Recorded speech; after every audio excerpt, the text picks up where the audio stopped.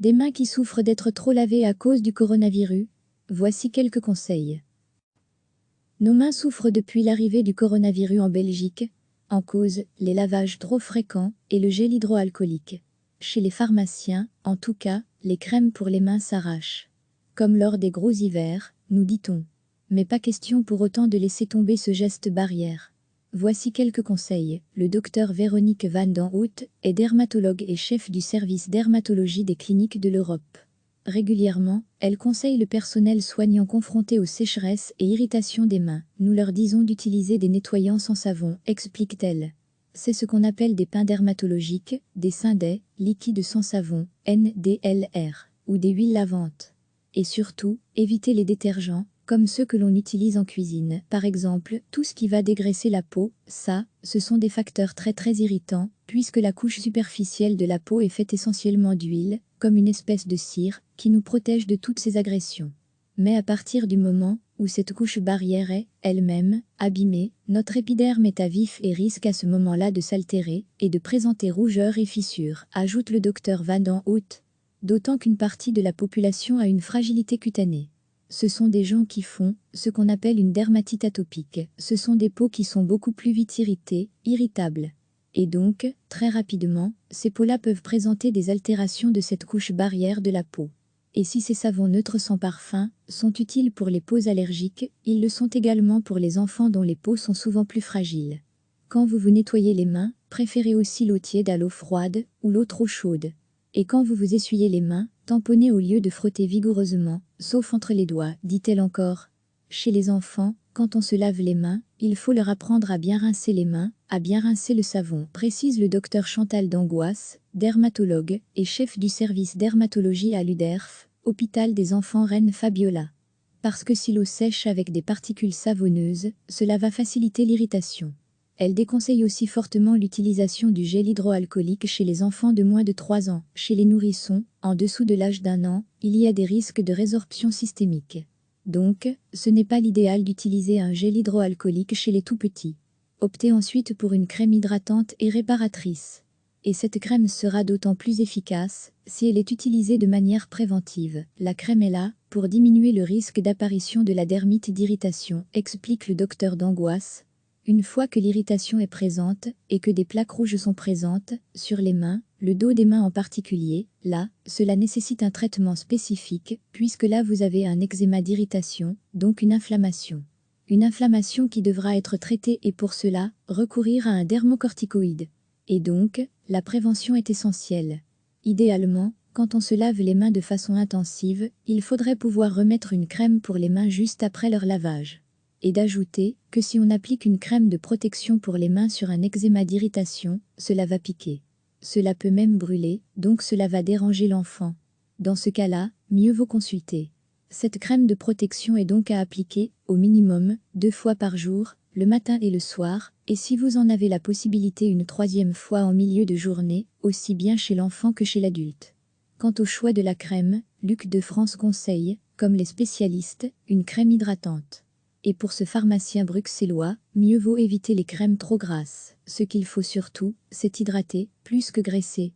Une simple vaseline, par exemple, n'a pas d'effet hydratant et reste en surface. Elle ne va pas pénétrer dans la peau.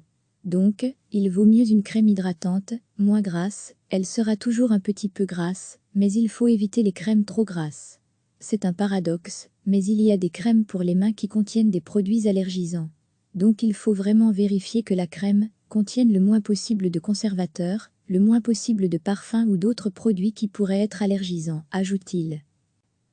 Nos mains souffrent depuis l'arrivée du coronavirus en Belgique. En cause, les lavages trop fréquents et le gel hydroalcoolique. Chez les pharmaciens, en tout cas, les crèmes pour les mains s'arrachent. Comme lors des gros hivers, nous dit-on. Mais pas question pour autant de laisser tomber ce geste barrière. Voici quelques conseils. Le docteur Véronique Van den Hout est dermatologue et chef du service dermatologie des cliniques de l'Europe. Régulièrement, elle conseille le personnel soignant confronté aux sécheresses et irritations des mains. Nous leur disons d'utiliser des nettoyants sans savon, explique-t-elle. C'est ce qu'on appelle des pains dermatologiques, des Synday, liquides sans savon, NDLR, ou des huiles lavantes.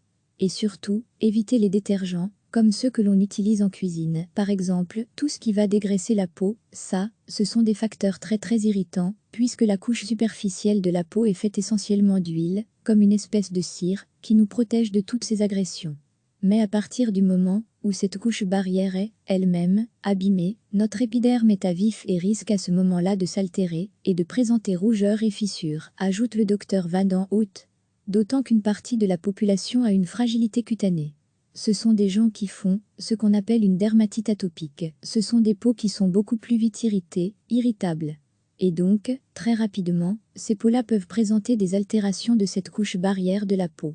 Et si ces savons neutres sans parfum sont utiles pour les peaux allergiques, ils le sont également pour les enfants dont les peaux sont souvent plus fragiles. Quand vous vous nettoyez les mains, préférez aussi l'eau tiède à l'eau froide ou l'eau trop chaude. Et quand vous vous essuyez les mains, tamponnez au lieu de frotter vigoureusement, sauf entre les doigts, dit-elle encore. Chez les enfants, quand on se lave les mains, il faut leur apprendre à bien rincer les mains, à bien rincer le savon, précise le docteur Chantal d'Angoisse, dermatologue et chef du service dermatologie à l'UDERF, hôpital des enfants Reine Fabiola. Parce que si l'eau sèche avec des particules savonneuses, cela va faciliter l'irritation. Elle déconseille aussi fortement l'utilisation du gel hydroalcoolique chez les enfants de moins de 3 ans. Chez les nourrissons, en dessous de l'âge d'1 an, il y a des risques de résorption systémique. Donc, ce n'est pas l'idéal d'utiliser un gel hydroalcoolique chez les tout-petits. Optez ensuite pour une crème hydratante et réparatrice.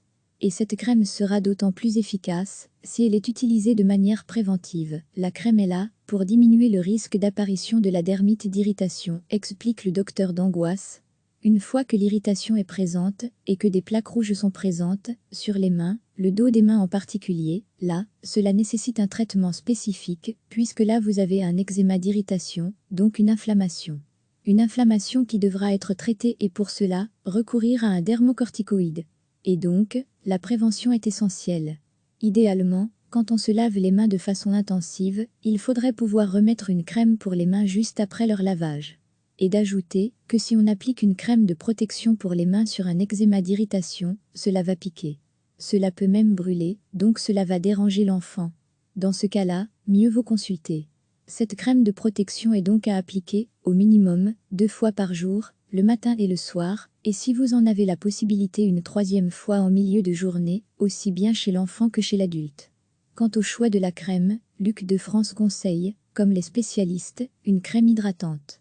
Et pour ce pharmacien bruxellois, mieux vaut éviter les crèmes trop grasses. Ce qu'il faut surtout, c'est hydrater, plus que graisser.